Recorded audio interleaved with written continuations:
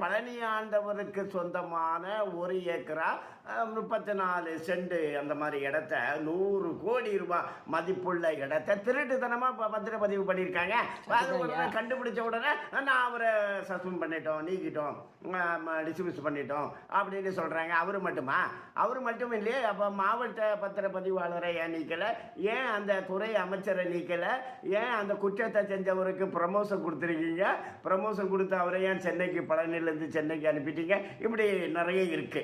இப்போ 55-60 நாள்ல 100க்கு மேல பாலியல் படுகொலைகள் நடந்துட்டு இருக்கு.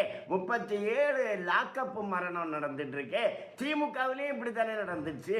திமுகவில் என்ன நடந்துச்சோ அதான் நடக்குது. எம்எல்ஏக்கள் எல்லாம் விலை கொடுத்து வாங்குறாங்க. இப்போ விடுதலை சிறுத்தைகள் ஆபீஸுக்கு சோபாவில் பணம் போச்சு அப்படிங்கிறது பத்திரிகைகளில் செய்தி வந்தது, வீடியோ வந்தது. அதை யாரும் மறக்கலையே. தாவைக்கா பணம் கொடுத்து அங்கே 2